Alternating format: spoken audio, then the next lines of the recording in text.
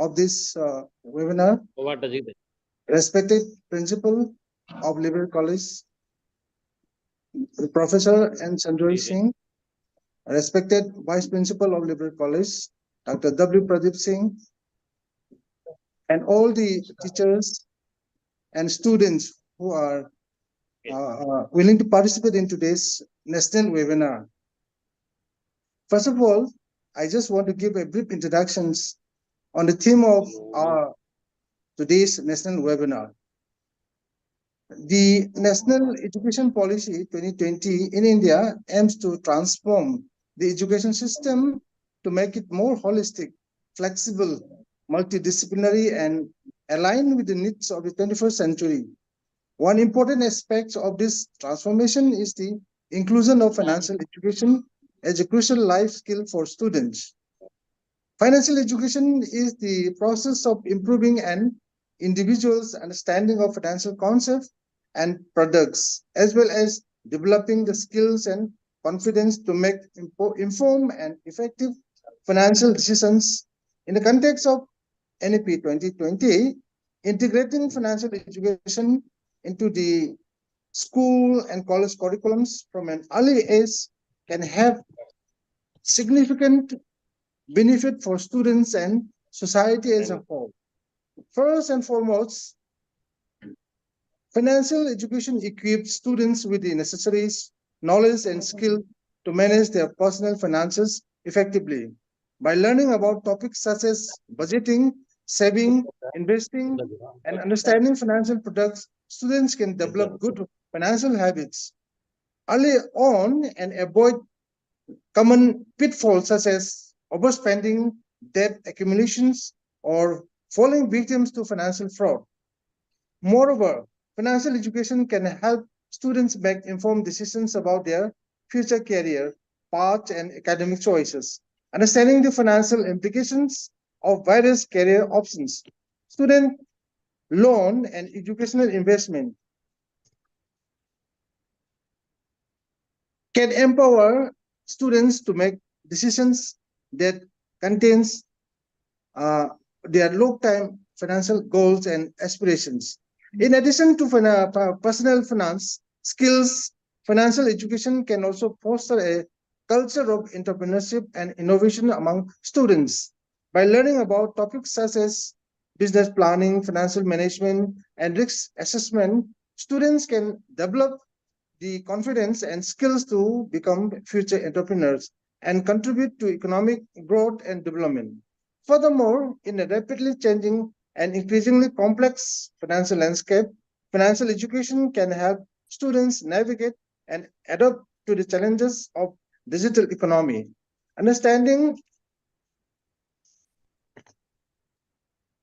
concepts such as digital payment, online banking, and cybersecurity, it can empower students to harness the benefits of technology while safeguarding themselves against potential risks and threats.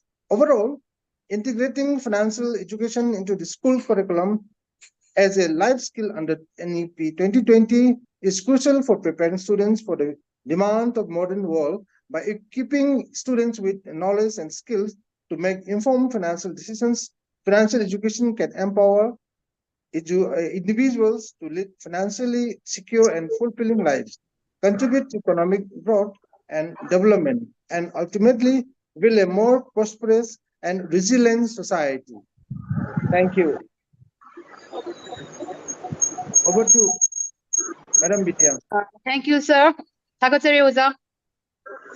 Now, next I would like to invite Oza Professor N. Sanjoy Singh, Principal, Liberal Lumang Sangam, to kindly address about today's webinar, Financial Education, a Financial Life Skill under NEP 2020. Oza. Thank you. First of all,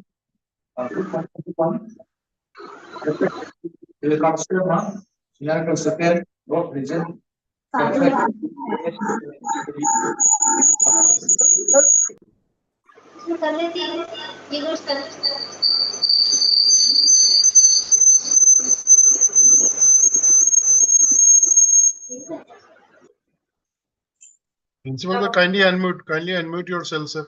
Okay.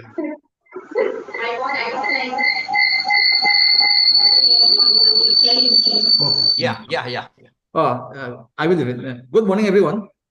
Respected Sri Suryakan Sharma, Senior Consultant, North Region MFlex, DGM SEBI, Dr. R.K. Zananda, Coordinator IQAC Liberal College, webinar of this convener of this webinar, Dr. Sanjay Kumar Agarwal, webinar coordinator, and the learned delegates. It is a great privilege to share some thoughts on this national webinar on financial education, a life skill under NEP 2020, jointly organized by Liberal College in Manipur and Association of Mutual Funds of India. Currently, this India, we all know India is one of these fastest growing economies in the world. Between 2014 and 23, per capita GDP of the country grew by 55%, about more or less about 58%, and the country moves from the 9th largest economy to the 5th largest economy at present. And there are some projections that India will become the 3rd largest economy by 2027, just after US and China. In this context, it is very essential that we equip our population with the knowledge and the skills to navigate this economic landscape. However, there is some realities. So there are some gaps. According to some surveys, there are 27% of Indian population is financially literate. And among the students, the percentage is very low. And it is found that it is only about 16% of the students of the Indian population are financially literate. And we all know that without a thorough understanding of the financial participation, financial literacy, then many of our younger generation will miss the economic offers that will be provided by this changing economic landscape. And we all know that this financial education is about the structured process of the teaching and the learning process about the financial concept and skills. And that is essential for the effective financial management. And we must provide this financial education to our population, to our citizens, so that they can become financially literate. And the financial literacy is the ability to understand. We all know it is the ability to understand and effectively use various financial skills and knowledge to make informed and responsible financial decisions. And acknowledging the importance of the financial education, the National Education Policy 2020 recognized this, and the policy includes the financial literacy as one of the key components of the life skills. And about the UN Sustainable Development Goal also include about some relation about the financial education, financial literacy. And we all know, we should know about the financial education in the current context. And it is a digitalized world. In this the technologically developed world, there are many changes are there. And we have to integrate this financial education into our school and college curriculum. And we are exposed to cryptocurrency, and the Bitcoins are here, and our students and many of our students will face these challenges and if we have to provide the proper education to them so that they can face the reality in the 21st century. Let's just consider, but without this knowledge, we will face many difficulties, we all know. Then at the present moment, we have seen many of our citizens seen many of the challenges. And I will take some example. I'm not expert, but a layman's perspective, I will cite some of the example. One of the example is the credit card debt traps. Even though we are using this credit card, we are not aware of many of the interest rates and the minimum payments, and it often leads to the high interest debt. And another one is the misinvestment opportunities. There are many investment opportunities are here, but we are confined to traditional saving bank account system, and we are not investing in the mutual funds or some stocks. And many of these we have dependent on some other third party. And then there are some other persons and some friends and all these things. We don't have much idea about all this, including me. And without this basic investment knowledge, many people may miss on the wealth creation opportunities. And this concept, without this understanding, this concept like compound interest and the diversified portfolios will enhance the economic opportunity of the many people, and we have to integrate. We have to provide this financial education. Another one is we are dependent on our NPS system or old pension scheme, something like that. And we don't have any retirement savings, retirement planning. And many of the people, I have seen many of the people, they don't have insufficient retirement savings. And so we require this proper financial planning.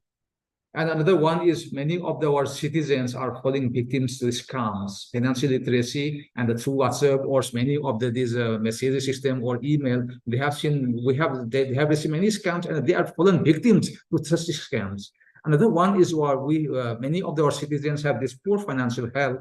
They don't have the proper management, the mental and the physical health, and without this proper financial health, then the physical health, mental health, and the family problems will be there. And so we have to avoid all these things. And so we have to provide financial education so that our people will become financially literate. And when our people have this financial literacy, it will have many benefits. One is the early intervention. And when we provide this financial education to our students will ensure that the students can enter their adulthood, their maturity with essential financial skills. And then providing this financial education, it will empower our individuals to make informed decisions about their money, and it will reduce the likelihood of the financial hardship in the future. Then another one is the long-term economic benefits. When we impart this financial education to our students, it will contribute to the stable economy, and it will also reduce dependence on the government assistance programs. And our country has many these welfare programs, and that it is for our developing economy. And then if we have a financial sound, then we don't have to depend on this financial assistance, and then this government can invest those amount, this money, their resources to some other more developmental works. And then another one is the real world relevance. And these financial educations will connect the classroom learning to real life experience. And so another one is the breaking the cycle.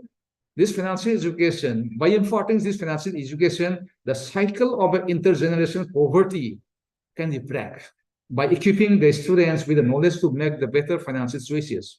So to impart this to provide this financial education, then to make the students financially literate, we have to learn and practice a variety of skills, not only about the classroom confinement. And it will include these financial skills should include, in my opinion, it should include budgeting, then managing debts, understanding credit and investment products, and the planning for the future. And the overarching goal, the main goal of the financial literacy is to teach individuals about the earning, spending, saving, borrowing, and protecting their money. And if they master these skills, we can handle our personal resources, responsibility, and secure our financial future. So in the college level, as an institution level, we can adopt several strategies. Some of this may be our inclusion of the financial literacy courses. In the case of the school level, I have seen RBI has introduced some of the courses, and it has been incorporated through this NCRT. And in the state level, I have seen I am part of this committee, and I have seen in the state level as CRT, they have incorporated some of the courses, financial literacy courses, not small courses at different level.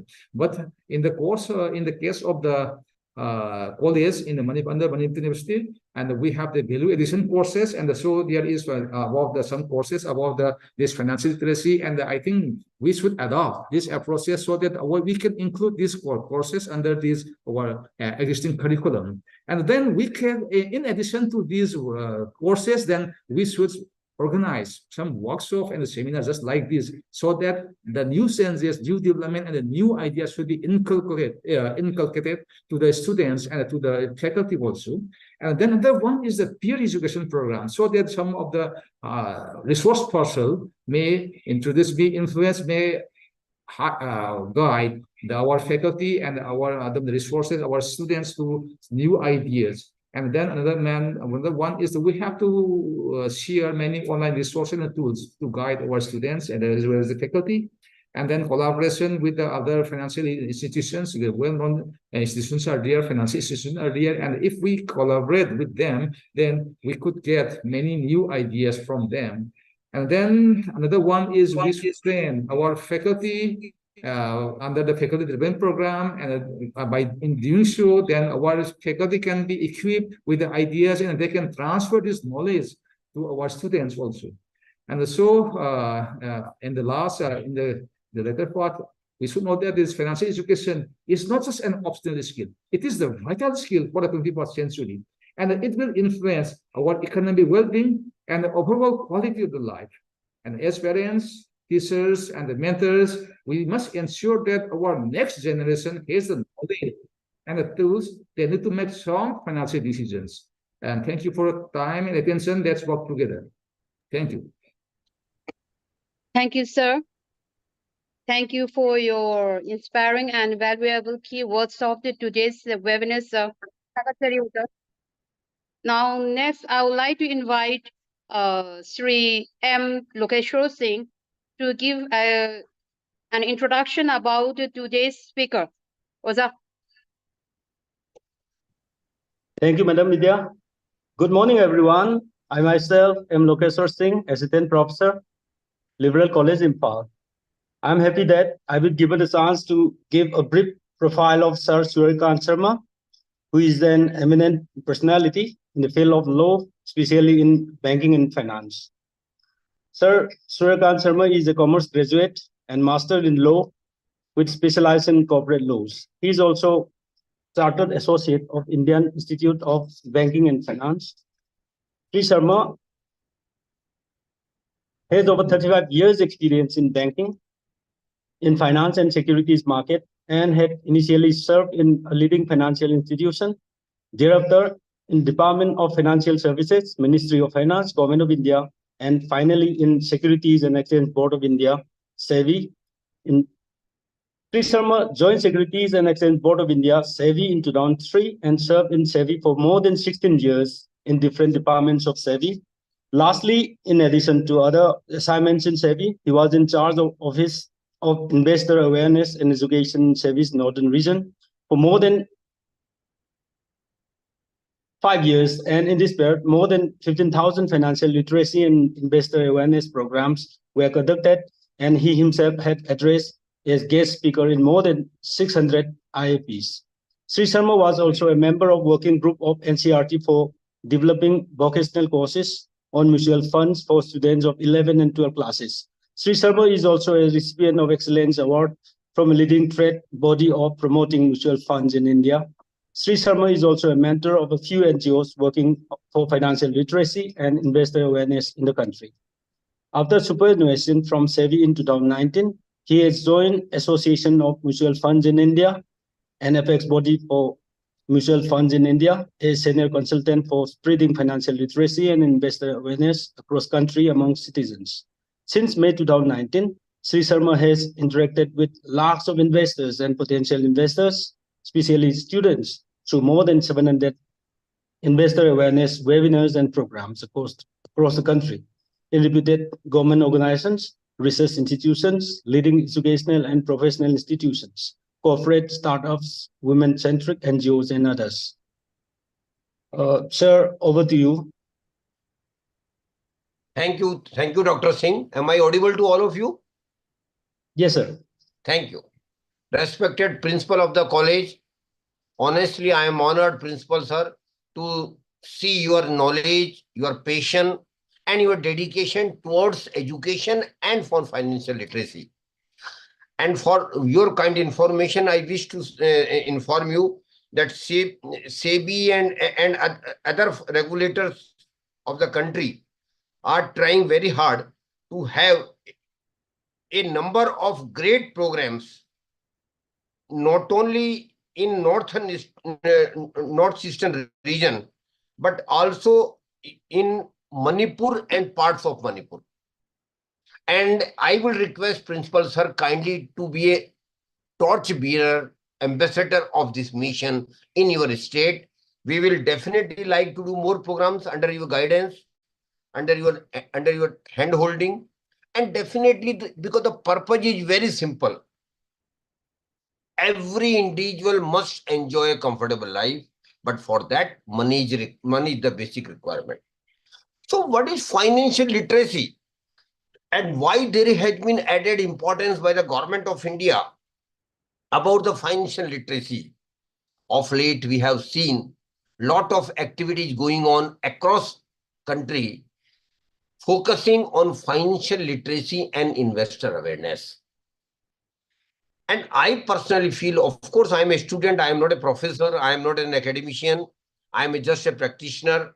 And perchance I have got some time to spend with the regulators and other institutions where I could gather some basic information about the financial literacy and investor awareness. But before I start my session, I just want to give you the purpose of this program.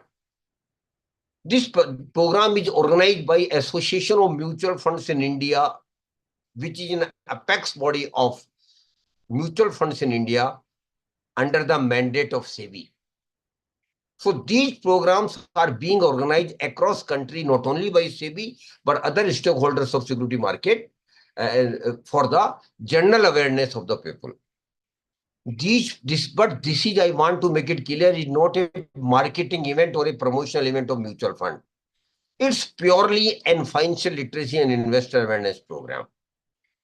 And I will be very happy if more and more questions come from the participants once my session is over. We will make all you unmute.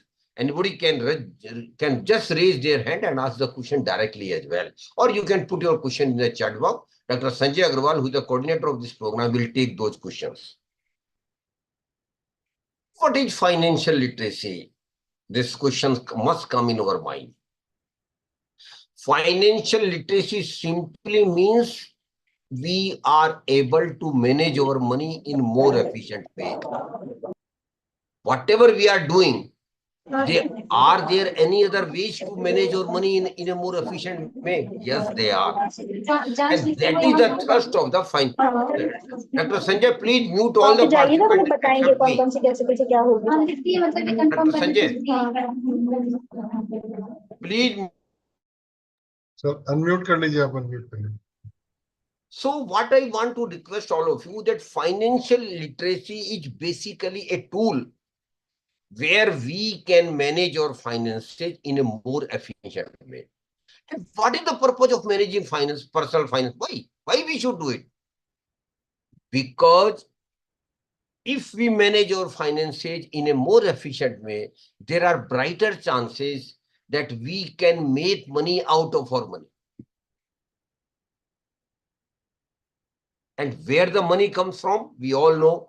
We must be doing something. Your students, of course, principal sir, might not be doing today, but they are going to do something very soon down the line after 2-3 years. So those who are already earning, those who are already earners must be getting some money. If they are in job, they are getting salary. If they are in business, they are getting profit. If they are in a profession, they are getting professional salary. So they are getting money out of whatever they are doing.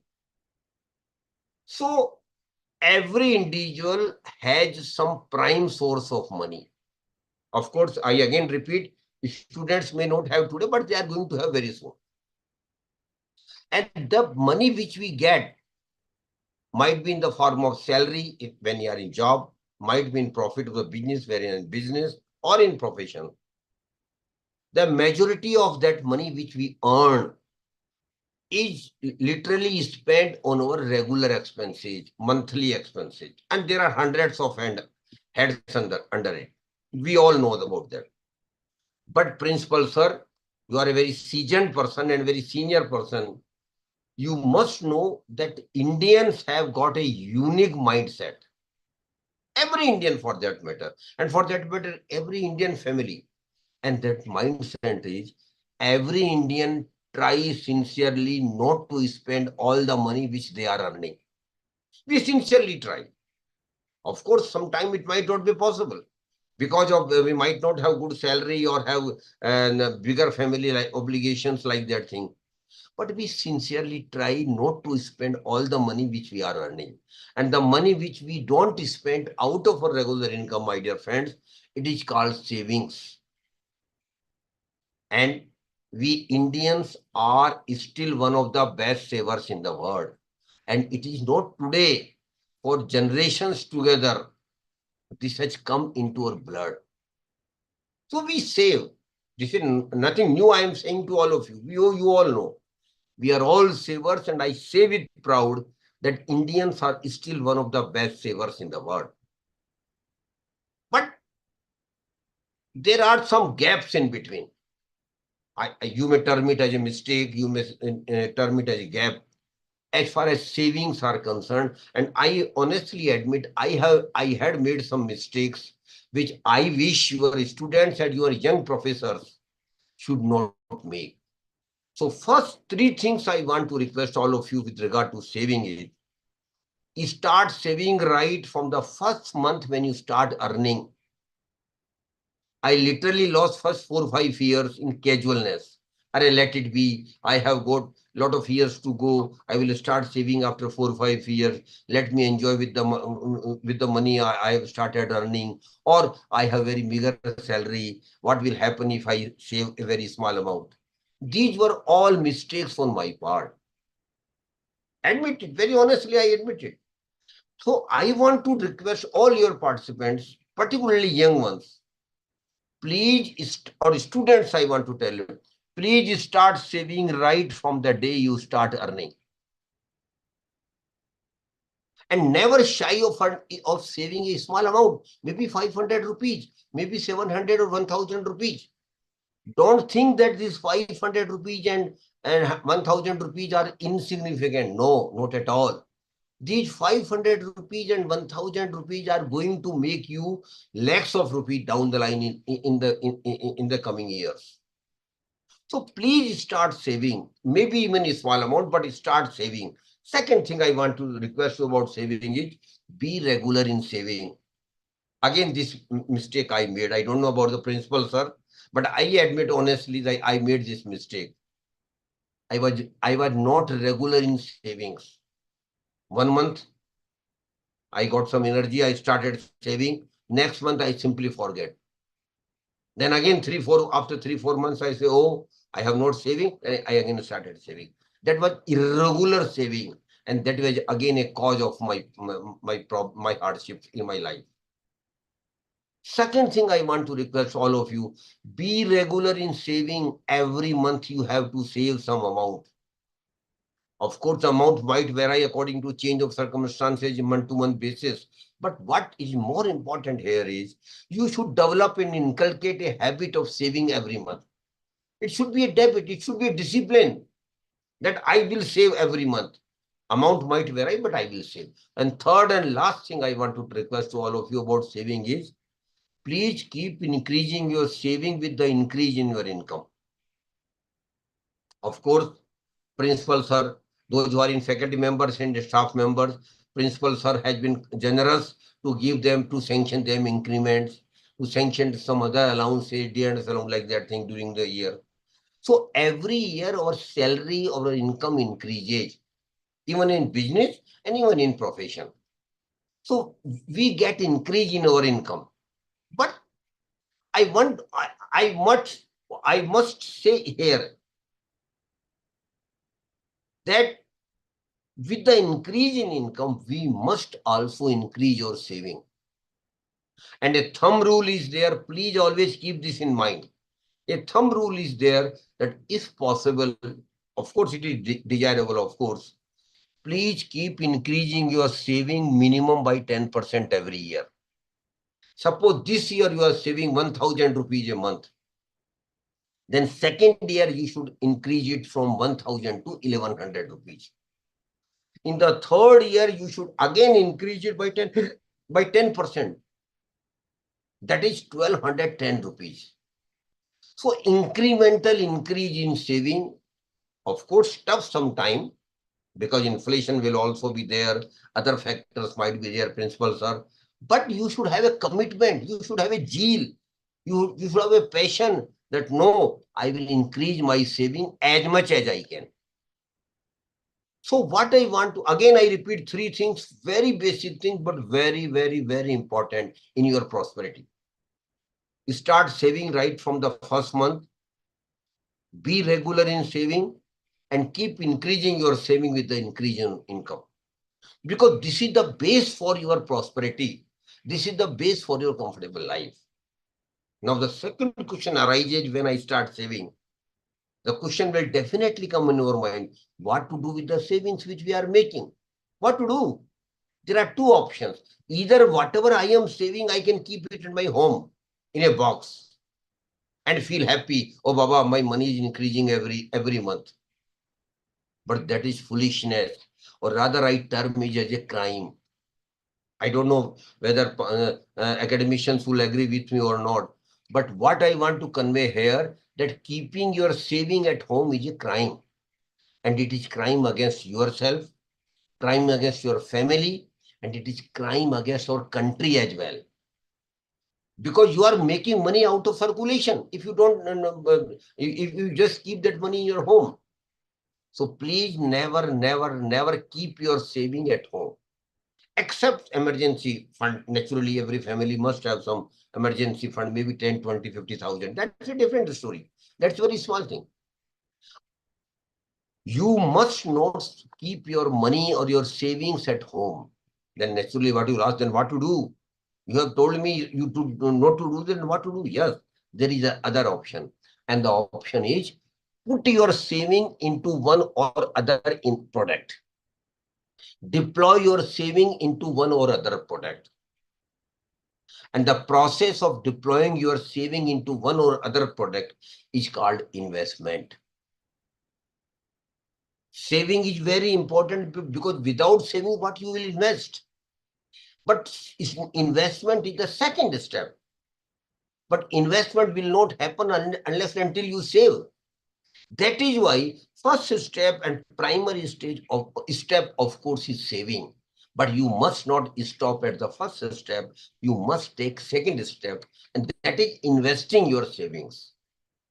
Naturally, you will ask me why we should invest. The purpose of investment is very simple. The money which I have saved should start earning money for me also, apart from my salary which I am getting. That's the only purpose of investment. My money which I have saved and deployed somewhere should start earning money for me as well. And my dear friends, it did not come in my life. I don't think it might have come in the life of a respected principal sir also, but a day will definitely come in the life of students and young faculty members. I can promise with them, provided whatever we discussed today, they should execute in their life. And the day, what is that day? That will be a golden day in your life. And what will be the day? When your earning from investment will become more than your regular salary. And I again repeat, it can happen, it will happen in your life. Of course, alas, it didn't happen in my life. But because we were not aware at all. We don't have any inclination of the importance of investment. Of course, we were savers. So the purpose of investment is very simple. Your money should also start earning money for me. And why I should invest? Why my money should earn money for me? What is the purpose? Why I should save? Anybody can ask me a question, why I should save? Why I should invest? My dear friends, we all know that in the Indian context and in the Indian context of Indian families, we have a unique thinking about this. Family structure is very, very strong in India. And for taking care of all our family obligations, liabilities, and for taking care of your kids for best education, and for taking care of your retirement life comfortably, which Principal Sir has also mentioned, you will need huge money, my dear friends. Please understand, you will need huge money in your life for your family obligations, for giving best education to your kids, for giving comfortable life to you and your family. And that huge requirement of money might not commensurate with the salary which you will be getting. That is why the importance of saving and investment. And saving is simply termed as sacrificing today for tomorrow. It's saving. We are sacrificing today. Otherwise, I could have enjoyed with my money today. But I have not. I have saved it and invested it. Why? Because I know very clearly that I will be needing much more, rather huge money in our life. And that money will not be sufficient from our primary source, that is salary or whatever it might. That is why we save and invest. And that is why the importance of investment. And principal sir might agree with me.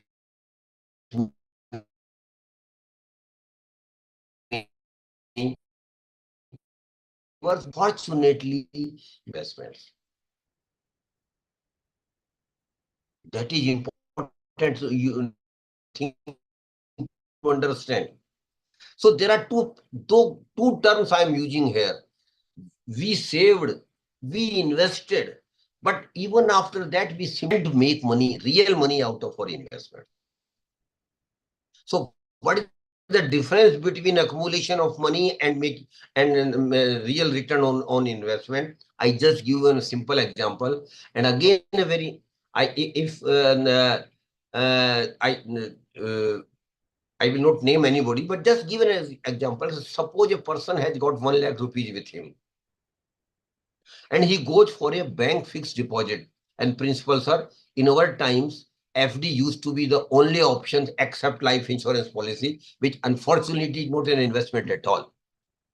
So what I want to tell here, that suppose a person invests 1 lakh rupees in a 1-year bank FD, and bank promises him or her 6% interest on 1-year bank FD. After 1 year, when we meet him and ask him what happened to your FD, what answer he will give? I have earned 6,000 rupees as interest on my FD and bank has given back my 1 lakh rupees. So I am happy that I earned 6,000 rupees on interest on bank FD for 1 year. But my dear friends, your happiness is an illusion in this case. Please understand what I am saying. It is not real happiness. You have got some illusion of happiness only. How and why? I give you an example. During 1 year of bank FD, when you had given your money to the bank, one thing more keep happening every day, which we all know. And what is that?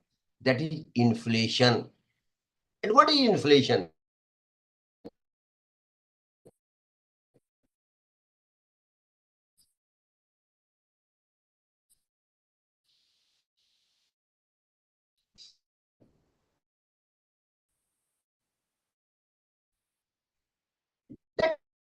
For bank FD, and you not gone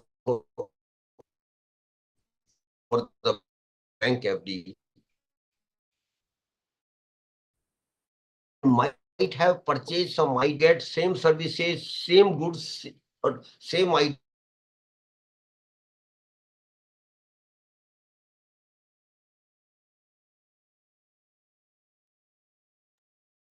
out of 1 lakh rupees.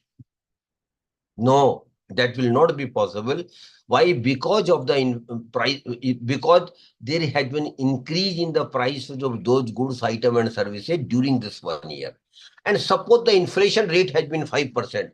What does it simply means? It simply means that whatever you could have purchased last year at 1 lakh rupees, after 1 year, for same goods and same services, you will need to pay not 1 lakh rupees, but 1,05,000 rupees.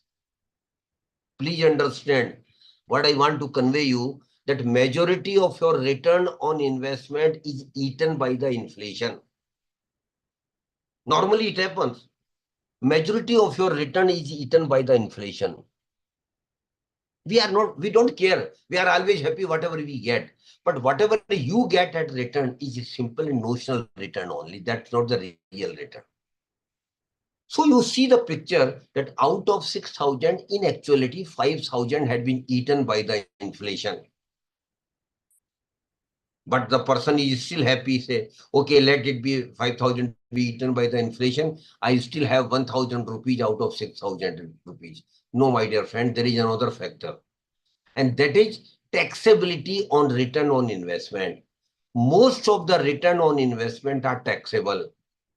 Either government takes income tax or capital gains on most of them. So for FD, I don't know whether you are aware or not, but principal sir must be aware. There is a basic rule of FD that whatever you earn as interest on bank fixed deposit will be treated as your income. There is no concession of even a single rupees. So 6,000 rupees which you have earned as interest will be treated as your income, and you will have to pay income tax as per your slab. You may be in 10%, you may be 20%, you may be in 30% even. So suppose I presume conservatively that you are in 20% bracket. So on 6,000, you will need to pay 20% income tax also, which becomes 1,200 rupees. And my dear friends, the rule was same in my time also. But we were well aware that let it be, who will come from income tax department to collect this money, because there was no integration of the system. So normally middle class, salary class person were not reflecting such income in their income tax return. But my dear friends, now because of technology, all financial system has been integrated, including income tax department. And the moment you get credit of 6,000 rupees as interest in your bank account, income tax people will automatically be aware of it. You can also go their website, put your PAN number, and you can also know that they are aware. So now you can't avoid paying income tax on FDs. Otherwise, there may be an income tax notice for you, and you have to give penalty as well. So 20% income tax on 6,000 is 1,200. Now you see the proposition, my dear friends. You are very happy when you got 6,000 rupees, but in reality, out of 6,000, 5,000 has been eaten by the inflation, and 12% and 20%, that is 1,200, has to be paid as income tax to the income tax department. So did you get anything? No. Rather 200 rupees has gone out of your pocket in this example. No return at all. Real return I am talking about. I am not talking about notional return. Notional return, of course, was 6,000. But in reality, out of 6,000, 5,000 has been eaten by the inflation, and 1,200 rupees you have to pay as income tax. So there was no real return. Rather, there was a loss of 200 rupees. And unfortunately, principal sir, most of our investments were like this only. My generation, despite saving and invested, could not get any real return. And what is the formula of real return? Those students, if they wish to note down, they please note it down. Real return equal to notional return minus inflation minus tax liability, if any. Suppose we take this example forward, and suppose bank promises you 8,000, 8% interest, that is 8,000 on 1 year bank FD of 1 lakh rupees.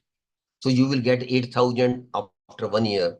But again, keeping inflation at 5%, out of 8,000, 5,000 will be eaten by the inflation. Again, 20% income tax on 8,000, that is 1,600 you will need to pay as income tax. But despite that, there remains 1,400. And my dear friends, this 1,400 is your real return. In the second scenario, in the first scenario, there was no real return. It was a negative return rather.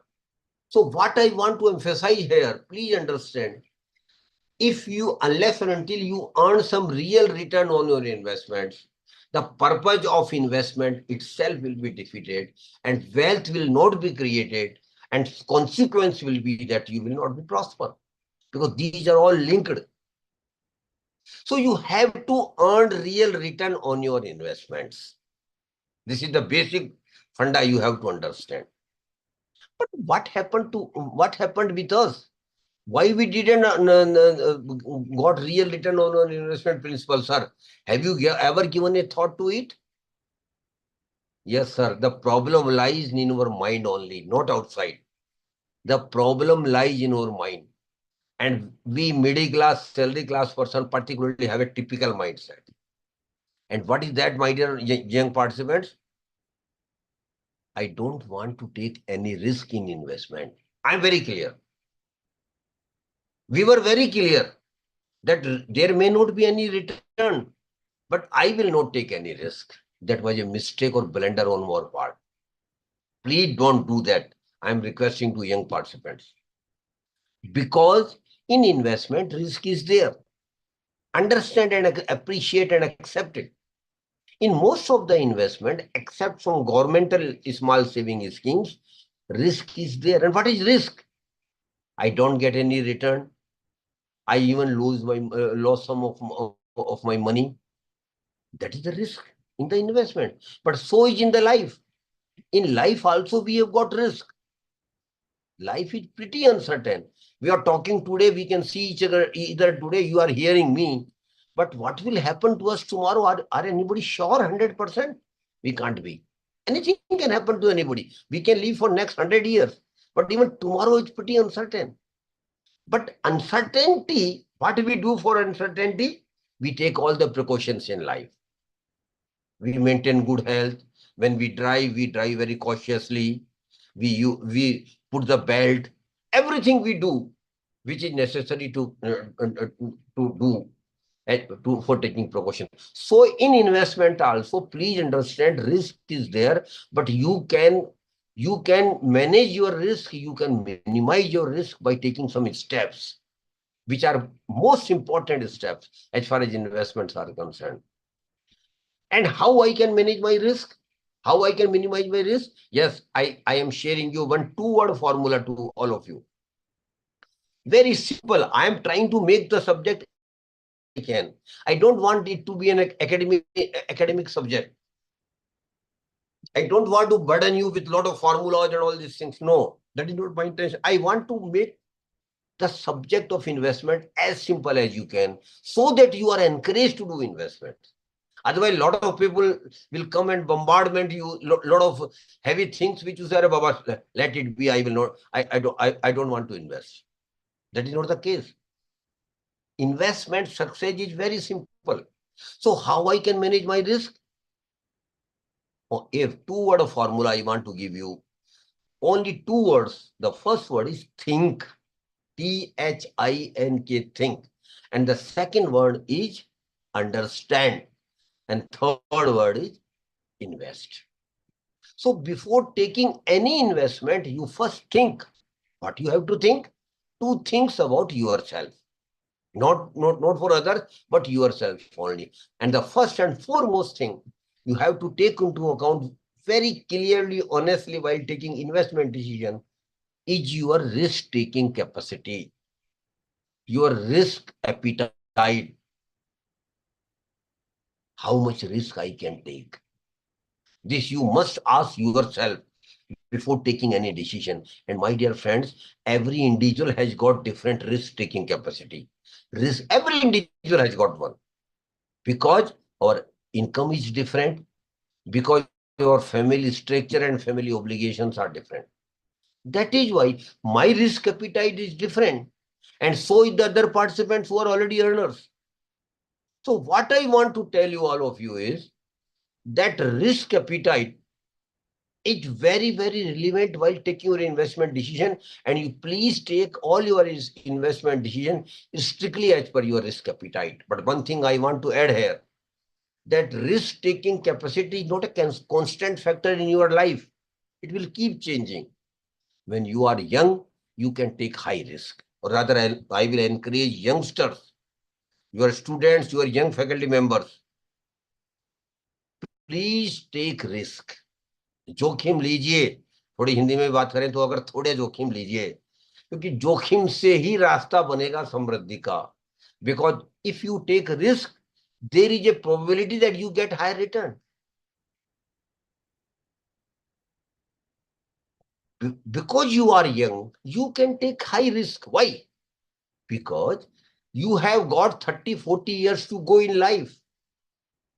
If something happens, if some mistakes you make, and everybody is bound to make mistakes in life, including investments, you have got time to rectify that.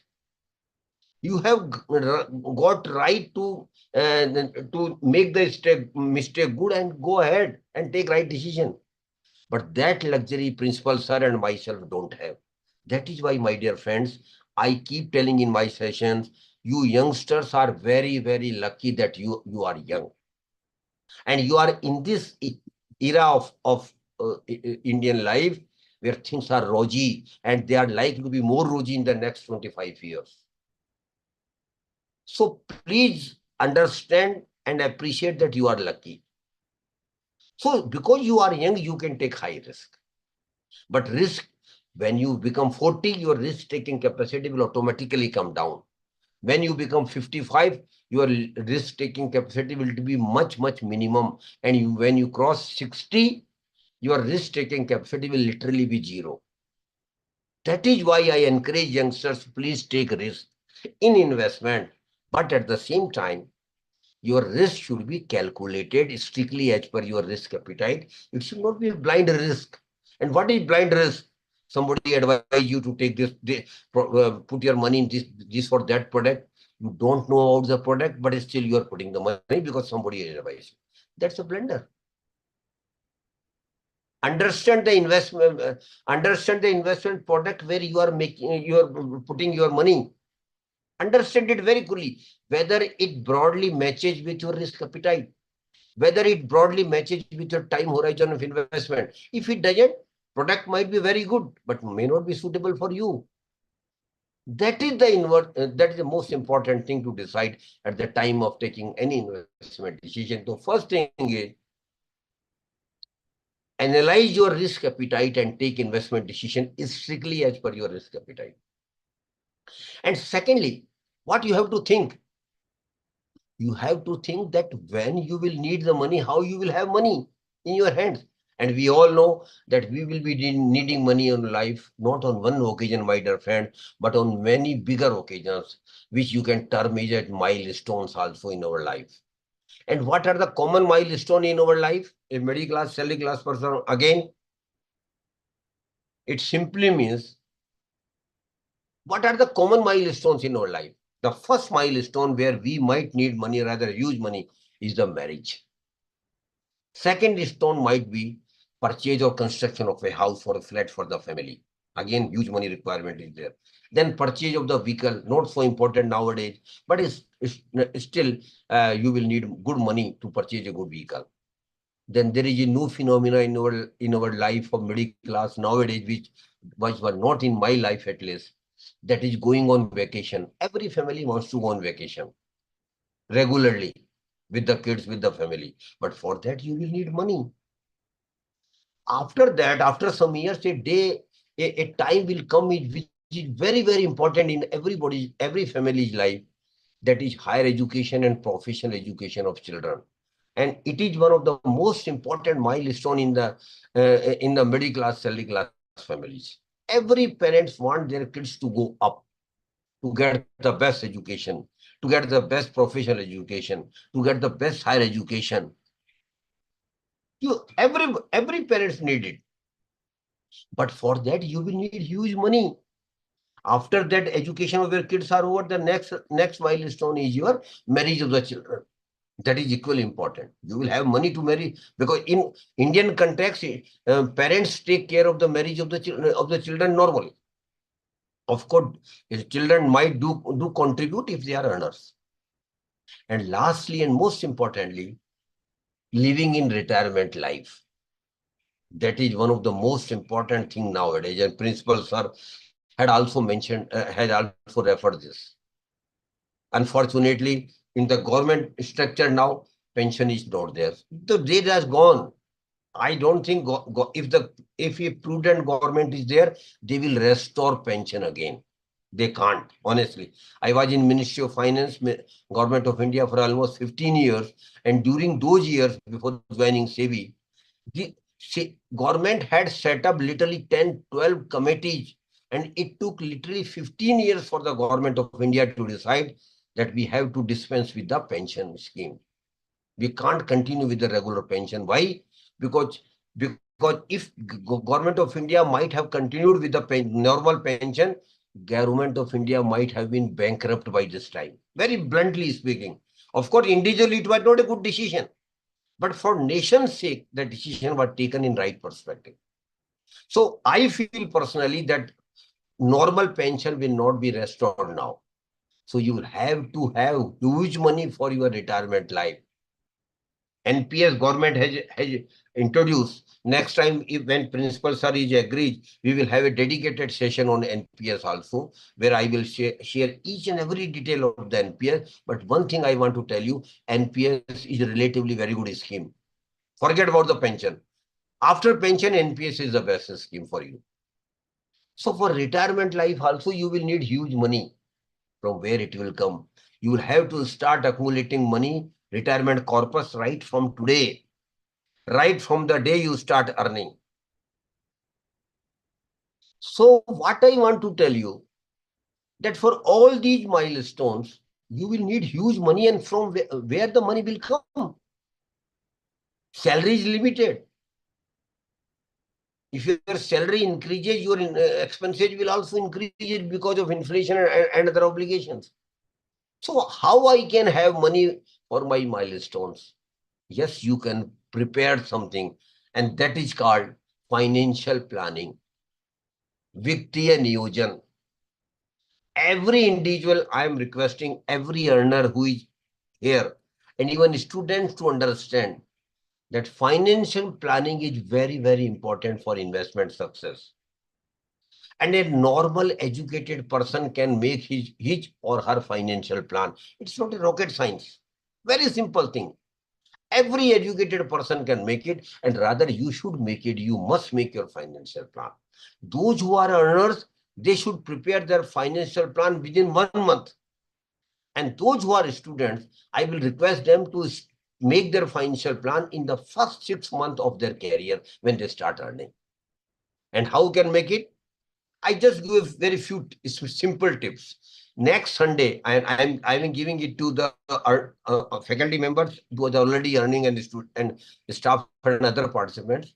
Next Sunday, we sit with our family, take a paper, white paper, make 3 columns on the paper. In the first column, you just jot down what are the milestones in your life for which you will need money. Jot it down, right from marriage to retirement life, retirement corpus. In between, whatever you think, you just put it. In the second column, against each milestone, now give a tentative period when they are likely to happen in your life. Idea only. Just an estimate. Precisely, of course, not possible. Just give an estimate. Suppose somebody said that he's not married but likely to be married after 2 years. So against marriage, put 2 years. Then again, purchase of house after 5 years. Purchase of vehicle after 7 years, going on vacation after 10 years, or in between, whatever you decide. Then your children will going for education after 25, 27 years. Then marriage of the children around 30 years, and your retirement life after 30, 35 years. So put a broad period. Again, I tell you, it is an indication only, an estimate only. Precisely, I do appreciate it's not possible. In the third column, which is very important, now put the money which you will be needing for each milestone. Suppose somebody say that he will need 5 lakhs rupees for marriage. Put it 5 lakhs against marriage. But my dear friends, it will not be 5 lakhs. Please understand. Because of inflation, it might be 5.50 lakhs after 2 years. Today you are thinking that your marriage expenses might be 5 lakhs. But because of inflation, it will increase from 5 to 50 lakhs for nearby amount. So, please keep factoring in inflation also. And 2 very important factors I want to tell all of you.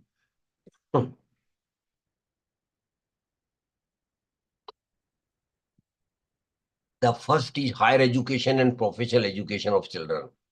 Every parent's wish that their kids must get the best education, professional education. But my dear friends, it will be very, very tough task for you. Why? Because suppose today a good a degree from a reputed management institute in India, even I'm not talking of foreign universities, even from a reputed management institutes in India, a regular 2-year MBA degree will cost not less than 20 lakhs today, including everything, broadly speaking. But it is today, my dear friends. But those who are young, whose kids will go for higher education after 25 years, or students, even students, their kids will go after 30 years. You have not even thought of it. The MBA degree, which is costing around 20 lakhs today, my dear friends, will cost not less than 2 crore rupees after 25 years per child only. So suppose you have got 2 children, literally 4 crore only for the higher education of the children. One more example, I want you to be scary. Yes, I want you to be scary. Because there is the light is there after scaring only. You will think seriously about your future requirements of money. One more thing I am wondering, suppose today a person of the age of 30, normal middle class, salary class person, he or she says that they are managing their monthly expenses at 30,000. Normal middle, again I repeat, normal middle class, salary class person, 30,000 for their monthly expenses. But when they become 60 after 30 years, please mind it what I am saying. When they become 60 after 30 years, they will need not 30,000. They will not be able to manage their monthly expense at 30,000. You will require not less than 2 lakh rupees per month. Because of inflation, it will increase from 30,000 to 2 lakh rupees in 30 years. So 2 lakh rupees per month. And one more problem might be arising at the time that you have retired. Principal sir will not give you salary which you are getting today because you have retired. There will be good farewell, good farewell party, bouquet will be given, party will be thrown. The next day, thank you very much. You are no more with the college, nothing doing. Now you will not get salary next month, credit which you are getting today. So from where you will get 2 lakh rupees per month, my dear friends. That is why it is very, very important that you please start accumulating good amount every month for your retirement fund. Because there will be huge requirement. And what should be the quantum of requirement of retirement fund? A thumb rule is there. A thumb rule is there that you should have minimum 20 times of your annual expenses as retirement fund at the time of retirement. 20 times of the annual expenses in the first year of retirement. And if we calculate it broadly, 2 lakh rupees per month multiplied by 12, which literally means 25 lakhs. Multiply it by 20, it becomes 5 crore. A huge amount. You will need 5 crore only for retirement life, my dear friends. Please take it seriously. From where 5 crore will come? You have to start accumulating money right from this month itself. Why 5 crore? Because after retirement, you will not be having any regular income. So whatever 5 crore will be invested in some good products and you will be getting minimum 6% return, which will be around 30 lakhs. That is why I am saying that please do start accumulating good money for your retirement plan. And the chart which we have just prepared, first column, second column, and third column, if you make the total of the third column, you might get a scary. A normal middle class, salary class person of the age of around 30 years will need around 10 to 12 crore rupees for their milestones only. And those who are students, because they are 5 years, 7 years behind the 30-year group, they might need 15 to 18 crore in their life for their milestones only. From where it will come? And don't depend on luck. A few might be lucky out of lakhs and crores. What about the general public? What about general people? Yes, now I want to give you confidence. You all can have 10 to 12 crore rupees in your life if you are young at the age of 20, and 15, 18 crore if you are a student still. Provided, underline it, very important, provided you start sincerely working on your savings and investment right from today. And for students, when they start earning. And why financial plan is important? Because now once you make your financial plan, the broad picture of money requirement in your life is clear. Broad picture. What money you will need at what time and for what purpose. And psychologists say that those who have defined goals in their life, they work hard. So financial plan literally defines your financial goals. That is why I am saying that financial plan is an integral part of your investment success. Please do make your financial plan. And again, repeating, it is not a rocket science, damage it. Last thing I want to tell you about investment, and that is eighth wonder of the world, which is called power of compounding. And my dear friends, power of compounding is eighth wonder of the world. And what is power of compounding in investment? Power of compounding simply means you have to make a promise with yourself, not with others. Very easy promise to make, but very tough promise to continue. I am saying both the things. Some participant may say, sir, you are putting us in a contradictory situation. On the one hand, you are saying it is very simple. On the other hand, you are very tough. Yes, my dear friends, both is correct. Why simple? You have to make a simple promise with yourself. And what is the promise?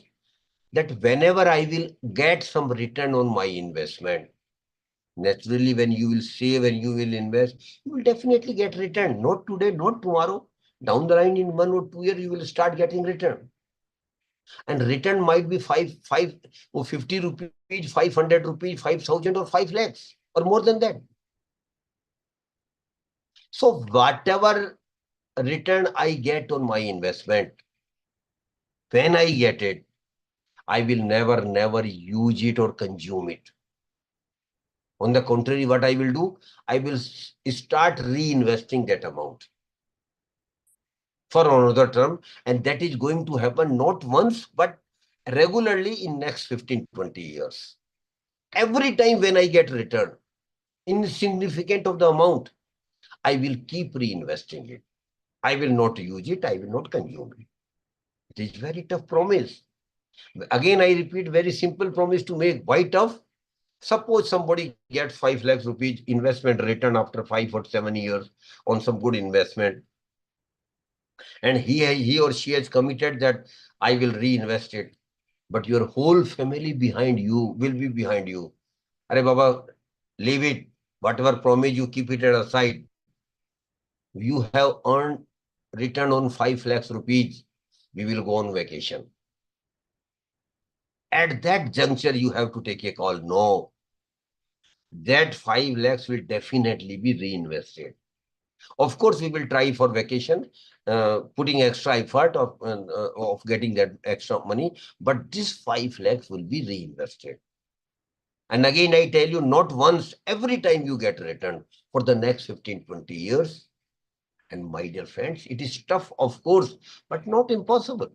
And I keep telling in my sessions, you must do some things in life which are tough but not impossible. Because that will give you greater satisfaction, not only mentally, emotionally, but financially also. So please religiously follow power of compounding in your investments. I have taken literally yours 1 hour about these basic things, and principal sir might say, sir, you have told these very common things. Most of the people might be aware. I do appreciate, sir. This might be the position, but my thinking is very clear. unless and until your young faculty members and students are not aware about the basic importance of these basic things about investment, they may not be sincere or serious about saving and investment. That is why, sorry if I've taken a little bit more time on explaining these basics of investment, but I still feel that these are necessary. Now, the next portion of hardly 10-15 minutes, where we will discuss where to invest, what are the products available in the market. Very briefly, I will not go into the details. Those who are interested can just note down the details. You can get the details from Google and other related websites. First category of investment product is governmental small saving scheme. And Sanjay ji, I will be kind enough, please keep writing in the chat box when I speak about those schemes. The first scheme of the government of India, which I personally feel is very good, and every middle class, salary class person must open his or her account in this scheme, not only of her, but also other family members, his spouse and kids. And the name of the scheme is Public Provident Fund Account, PPF. Public Provident Fund Account. Very good scheme of the government of India. Very unique scheme of the government of India, where when you deposit the money, you get tax concession under Section 80C. But when you earn the interest on the amount deposited, no tax liability is arising. It is tax exempt. Very unique, very rare scheme, I tell you. Only 2-3 schemes of there in the government of India, which are tax exempt, where no tax is payable. PPF is one of them. So I again repeat to all of you, please get the details of PPF account from the website of bank and post offices. Open the account immediately and continue it with the 15 years, because the tenure of the scheme is 15 years, but it can be extended beyond 15 years for 5 years. For a batch of 5 years. So you should continue extending that scheme for another 3-4 terms. So if you run it for 30 years or so, and you deposit the maximum amount permissible, that is 1.50 lakhs, you will have a corpus of not less than 1.80 crore. Very good amount, and that tax exempt. So PPF is very good scheme of the government of India. Next is National Saving Certificate. I just mentioned the name. National Saving Certificate, NSC. Third one is Kisan Vikas Patra. Kisan Vikas Patra. Fourth one is RBI bonds. Reserve Bank keep issuing bonds to the public regularly. Tax-free bond and taxable bonds. Then government securities. Government also keep raising loan from the public by sale of their securities. Very, very good proposition again. And government of India is literally giving 7.90% interest on it. Earlier, it was not so easy for the middle class to invest in government securities. But last 2 years, RBI has had developed a website which is called RBI Retail Direct.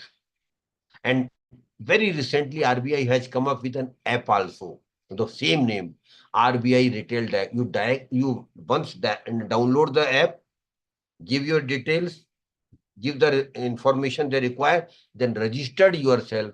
And after registration, you can keep investing a small amount in government securities. Return is 7.90% as of now, and 100% risk-free. Then banks and post offices have got some savings scheme which you can get details of. These are all what I'm saying you, these are all schemes of the government of India. So the beauty of these schemes are that there is no risk at all. Whatever government promises you, government give you interest or return. Then when the scheme matures, whatever your maturity amount, that will be given to you without any fail, because there is a sovereign guarantees there. But the minus point in these schemes are, except PPF where tax exemption makes it attractive, minus point is that returns are most reasonable, because there is a very basic funda. There is a very basic funda of investment. When there is no risk, you should not expect high return. very clearly. No scheme in the world can give you high return if it is 100% secure. On the contrary, when there is a very high risk, there is a possibility, no guarantee at all. Again, I repeat, there is a possibility of getting high, very high or very good return, or very high real return, which I had just mentioned. So choice is yours. If you don't want to take risk, then you should be satisfied with the most reasonable return, where in most of the cases, no real return is there. But if you want high return, very high return, then you have to take risk, because those products have got risk element built in it. So what I want to tell you, that these schemes are risk-free, but return are most reasonable. Beyond, one more scheme is there of the Government of India, which I must mention, and that is only for the girl child. If you have a girl child at home, or in your relations, in your friends circle, please mention about this scheme to them. The name of the scheme is Sukanya Samriddhi Yojana. Sukanya Samriddhi Yojana. Very good scheme of the Government of India, and it is meant only for the development of the girl child. And the purpose is that every girl child must get higher education, and in her marriage, parents should get burden. So Sukanya Samriddhi Yojana, very good account, against tax exemption is there. These are all governmental schemes where there is no risk but most reasonable return. Other categories of schemes which are available for investment is real estate, property. You can invest in property in real estate, but then risk is there. Whether the property price goes up or down, it's your luck. It's your chance only. And whether you will be able to sell the property when you need the money again, it is a million dollar question. May or may not be. But property is an investment option, and historically, most of the Indians are putting a good amount of their savings into property. 44% of the total savings is still going into property and real estate. Then gold. Gold has historically been very, very secured investment in the eyes of middle class, salary class person. And even today, 22% of the total savings goes into purchase of gold of the middle class, salary class person. And particularly our female members of the middle class families have got passion about the gold. And it is not of today. For centuries together, gold has been a security for the middle class, salary class person. But purchasing physical gold is a losing proposition, particularly jewelry. Because suppose you purchase today some jewelry and want to sell it after 10, 15 years, jeweler from whom you have taken will definitely accept it, take it back. But then what he will say, ma'am, 30-40% deduction will be there because of making charges. So there will be huge loss at that time when you resell it. That is why government has come out with a very good scheme of the gold. Please note it down. I don't know, Dr. Sanjay is not there, I feel. Otherwise, I would have requested him to keep mentioning the name. Name of the scheme is Sovereign Gold Bond Scheme. Sovereign Gold Bond Scheme. Very good scheme of the Government of India. And I wish all of you to please get the details of that scheme from websites and banks. Now governments want you to invest in digital gold only, not in physical gold. Government want you to invest in digital gold only, and this is the digital gold investment only. And here gold will not be given to you. Government will give you a certificate that this much of gold is with us of yours. आपका इतना सोना मेरे पास रखा हुआ है, सरकार आपको ये बोलेगी. And that is more than sufficient, because that is sovereign guarantee. And the scheme is for 8 years. And government has made special dispensation. Government is giving 3 benefits to you. First is, whatever amount you invest, you will get 2.5% annual interest on it.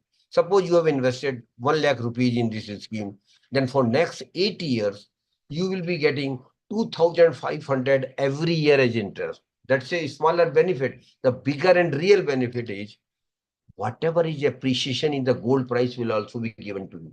Suppose today you invested and the gold price is 7,000 per gram. After 8 years, gold price goes to 8,500. Government will redeem your gold bonds at the rate of 8,500, which is net profit of 1,500. And thirdly, whatever profit you make on appreciation in the gold price plus interest, no tax will be payable, as government has applied indexation benefit here. Indexation benefit facility is also given to this one. So that is what I am saying you. Sovereign gold bond is a very, very good proposition for the middle class, salary class person. Please, this scheme is not open all the time. It opens only for 3-4 days in a span of 3-4 months. Last time it was opened on 16th of February. It had not yet opened, but might open in the last week of June or July. Keep an eye on it. And please do keep investing regularly in sovereign gold bond as well. Lastly, where you can invest in securities market. Our principal, sir, your coordinator had told me very clearly before the start of the session that I should not speak much on security market. Because most of the people say it is speculation.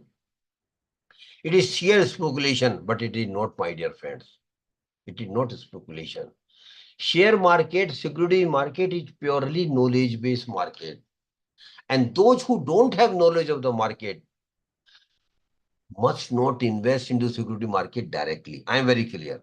I had been in SEBI for almost 17-18 years and I have retired as general manager, but still I am of the very clear view. If you don't have knowledge of the market, never invest in the security market directly, and more so on the so-called advice of experts, TV experts, financial influencers, a new term now has come in social media. People who wish to influence you on taking your financial decision, they are all fraud. I am using very harsh word for them. Don't be bullied by such TV experts and financial influence. Take your own decisions in investment. But before that, gain knowledge of the market. Gain knowledge of what the security market is, how it functions, what is the risk in each product. Everything you must know. Only then you should start invest directly. But there is an indirect way of investing in security market that is called mutual funds.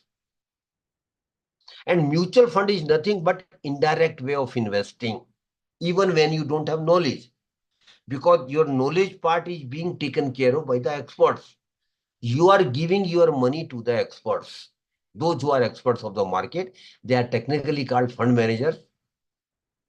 Naturally, you will ask me, ma'am will ask me why I should give my money to them. Ma'am, because of 3 reasons. The first is, I don't have knowledge of the market, very honestly speaking, but they people are the experts of the market. That is why I am giving money to them. Second is, I don't have time. I have got full-time job, then family to look after. They people have got 24-hour job to taking care, to managing your money only. And third one is, I don't have any experience of investing. The people have 10, 15, 25 years experience of investments. Because of these 3 basic reasons, I am giving my money to them. But my purpose is very simple. It's not a social work I am doing. I want maximum return on my investment in mutual fund. That is my funda. Very clear for everybody. My funda is very clear. I am giving my money. Invest as per your judgment. Invest as per your experience. Invest as per your expertise.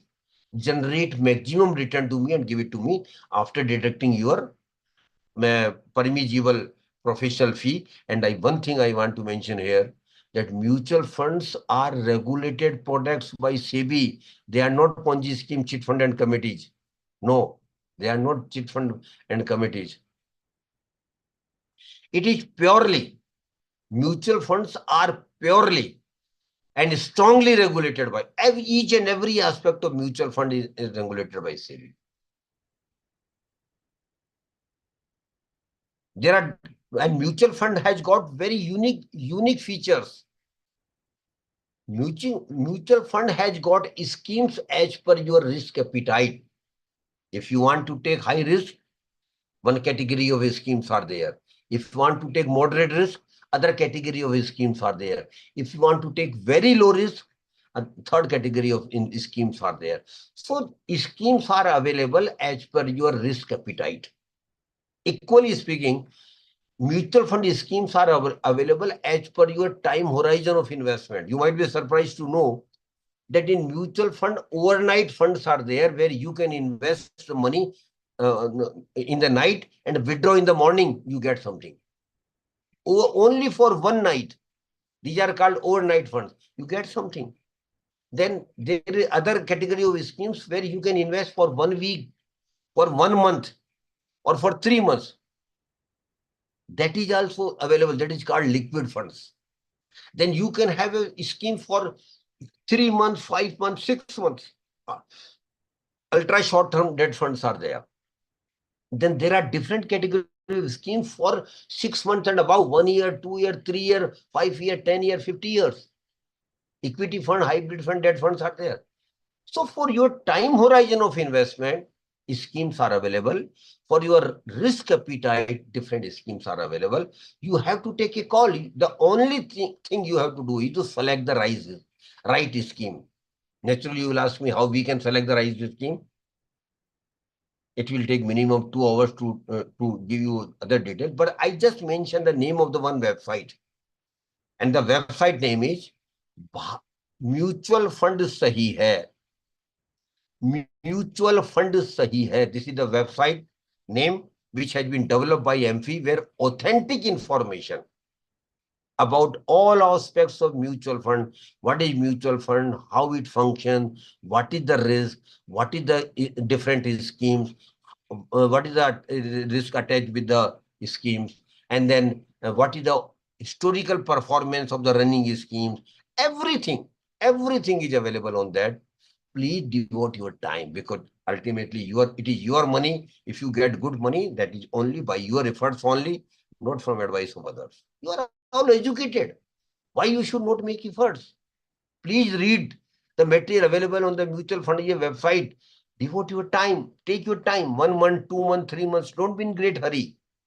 Once you understand the basic, then select the scheme.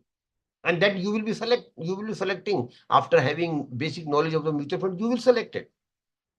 Then start investing. And the best way of investing in mutual fund for middle class, salary class person is through SIP, systematic investment plan. And SIP is nothing. It is just like a recurring account which you might have opened with the bank and post offices. Every month you are depositing some amount. So is the SIP. Every month you are investing some money. Minimum amount is 500, those for who are already earners. And for the students, the minimum amount of SIP is 100 rupees only. And you can make SIP on monthly basis, on quarterly basis, on weekly basis, or daily basis, or even half-yearly basis, as per your convenience and comfort. But since in India, the salary class person gets salary on monthly basis, most of the SIPs are on monthly basis. Start SIP as early as you can and continue it for the longer period as much as you can. And I feel now a day has come where every person must have adequate insurance and minimum 1 or 2 SIPs. Every earner must have, because SIP is a norm of the day. Every educated person now interested to know what is SIP, how I can start it, in which scheme I should do. Don't think so much. Go to the website, get basic understanding, start SIP and continue it for the 15-20 years, and never think about the market, where market is. Normally, people are happy when market goes up. Oh, Baba, it is going up. But market may go down tomorrow, because that is the basic character of the market. One day market will go up, other day market may go down, and this will keep happening for years together. But in long run, market will always go up. I just give you an example. This BSC Sensex was started at 100 rupees in 1970. Only at 100 in 1970. Now in 2024, it is 77,000 plus. So those who invested 100 rupees in 1970 has become 77,000 today. That's the beauty of the market. But again, risk is there, no guarantee is there.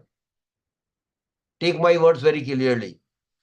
Risk is there and no guarantee there. But if you are a long-term investor, there are very, very brighter chances that you will get very good return on your investment. So be a long-term investor. Don't be a trader. Don't be a jobber. Don't put your money in F&O. I'm deadly against all those things, particularly for middle class, semi class person. But you have to invest for long period because you have got a lot of things to do in life. So SIP is a magic.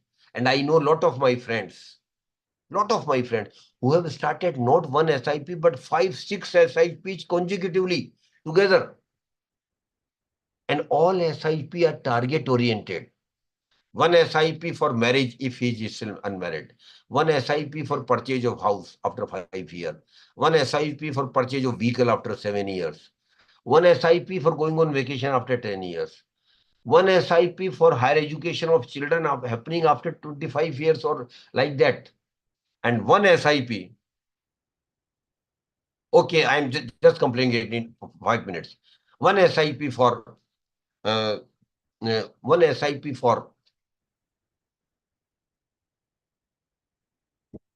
your retirement life. So you can have multiple SIP, continue it for longer period, and you will have huge money. So I have time limit. Dr. Sanjay is very right pointing me out about the time limit. Last things I want to tell you, if principals are agreed, next time we will have a bigger session on mutual fund in detail. Last 2-3 things I tell you, my dear friends, prosperity is your right. And prosperity simply means you should have money when you need the money. That is my prosperity. I should have money when I need the money. That is financial empowerment. And I tell you, prosperity is your right. Financial empowerment is your right. And it is not luck, my dear friends. Forget about the luck. It is not luck. It is your efforts only. Your efforts only. You should make the efforts and you will be prosper for sure. So why we should not? Please make efforts for your prosperity. And lastly, if there is 1 or 2 participants who might think that they are not from rich family, they are not from wealthy family, I want to tell them one thing. This notion itself is mistaken. It's a wrong thinking at all. Birth in a poor family is not a curse at all. Please mind it. Wherever we have got birth, it was our destiny. Birth in a poor family is not curse at all, but living as poor and die as poor is a curse, which we all can avoid by managing our money right from the day we start earning and continue doing it for the whole life. If you do it, you will definitely be prospered, no doubt about it. Thank you very much. Wish you all the best. Thank you very much.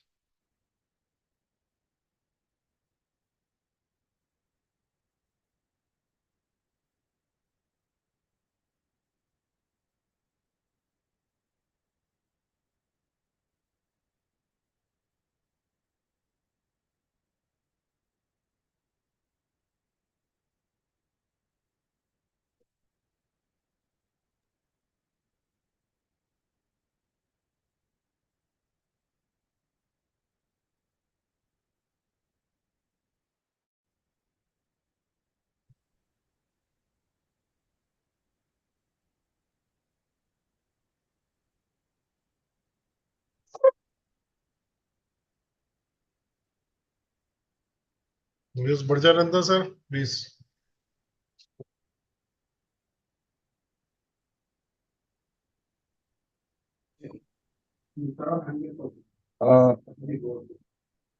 Ma'am Vidya. Ma'am Vidya, you are there.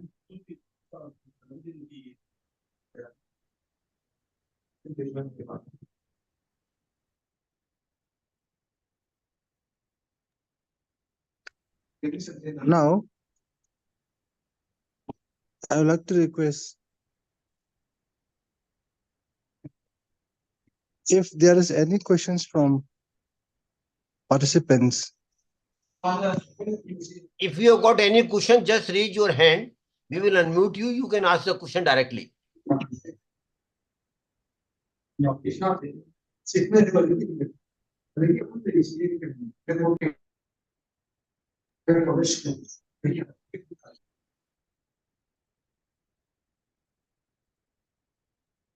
Yes, Dr. Vidya, you can unmute yourself. Yeah.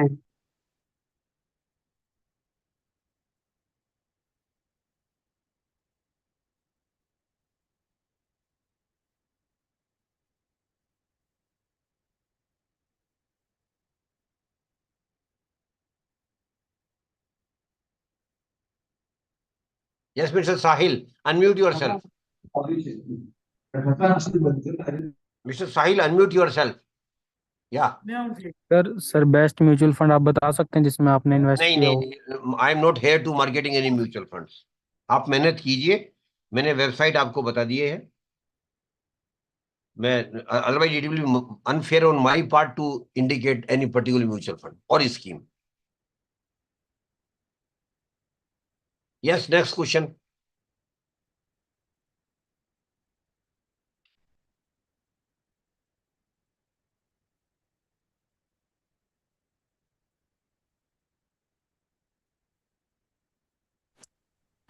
Hi, sir. Yeah. So, regarding the while buying the mutual fund, on the election result day, it was happened that due to the some issue from the broker, whatever we bought the NAV on the election day, we didn't get. We got the next day NAV because of the technical issue. The brokers are not taking their responsibility. At that time, what we can do as an investor? I tell you, SEBI had developed a score SCORES. Please note it down. It is a online complaint redressal system. Sanjay ji जरा इसमें डाल भी दो आप. SCORES. You go and lodge a complaint in the online system, giving all the details. SEBI will take care of it. Don't worry. Scores. Okay, thank you, sir.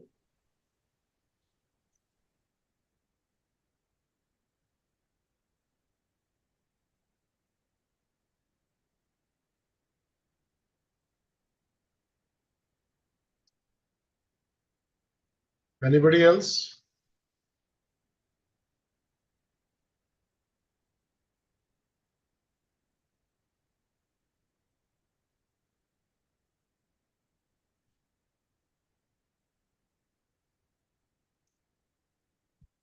Okay, now we move to the formal vote of things.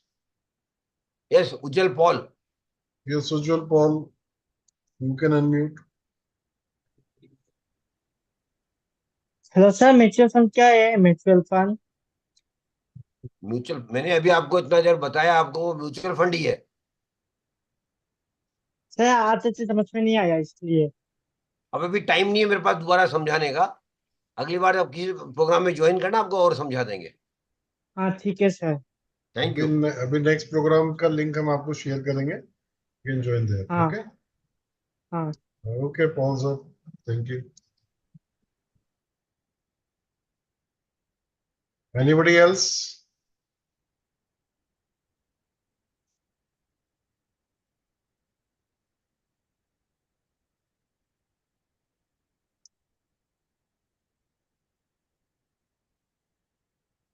Yes.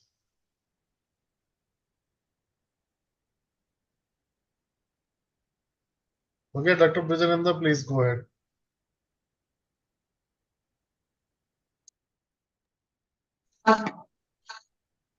As a concluding part, now I would like to request Dr. W. Pratikumar, Vice Principal, Liberal College, Luang Sangbam, to give word of thanks to.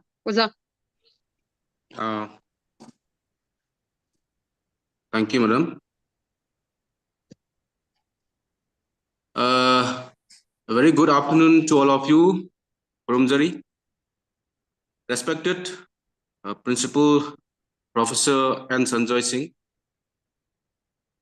respected resource person and STEAM speaker Sri Suryakant Sarmaji, Senior Consultant, Northern Region, Association of Mutual Fund, DGM SEBI, and convener of today's webinar, Sir Sanjay Agrawal, my colleague, Dr. R.K. Brajananda Singh, AQC coordinator, and all the participants from our college and other institutions of Manipur and outside who are participating in this national webinar on financial education, a life skill under NEP 2020.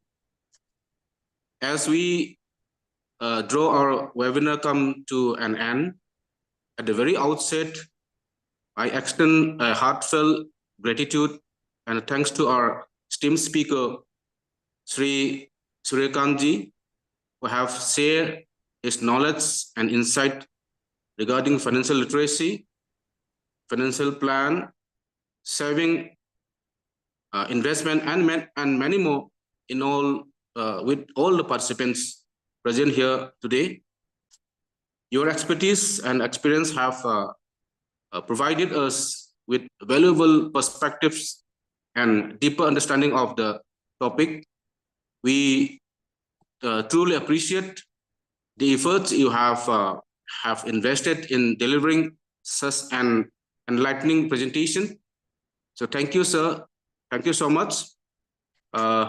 Next, I also extend my gratitude to our Principal Professor N. Sanjay Singh and organizing committee members who had worked very hard to ensure for smooth functioning of the webinar.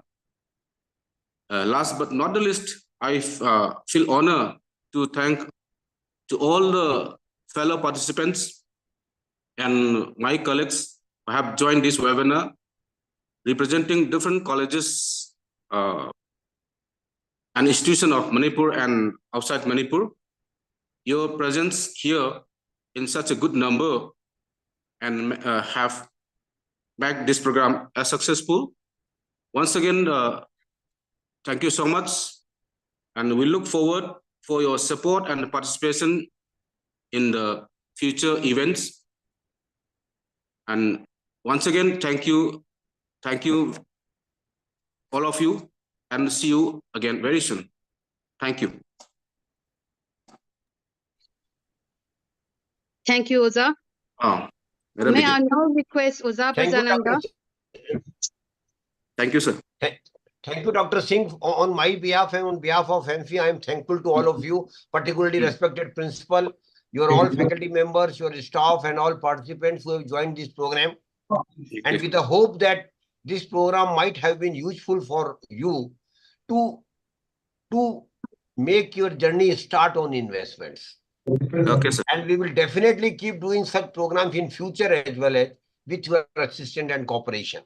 And of course, a special thank goes to Dr. Sanjay Agrawal also for coordinating this event. So thank you, Dr. Sanjay Agrawal, and all and coordinators from your college side also needs a special thanks, which I am conveying through my heart. Thank you very much. God bless you all. And Sanjayji, one more request I want to make. Please make the recording of the program available to the college so that they can put it on their website. Yes, sir. Yes. Yes. Thank you. Thank you very much. So thank you. Thank you, sir. And from my side, I'm thankful to the principal, Dr. Brajananda, Dr. Pradeep Kumar, Dr. Vidya for George's anchoring, and all the participants, those who have joined us from Pan India. So thank you very much. Thanks to all. Have a Thank good you. day. Thank you. Thank you. Thank you. May I now request Oza Prajananda to kindly declare today's webinar closed. Thank you, everybody, for participating in today's national webinar on financial education, a life skill under NEP 2020. And then the webinar is now closed. Participants are requested to kindly fill up the feedback forms. You will receive your certificate within a week time. Yeah. Dr. Sanjay, Yes, sir. we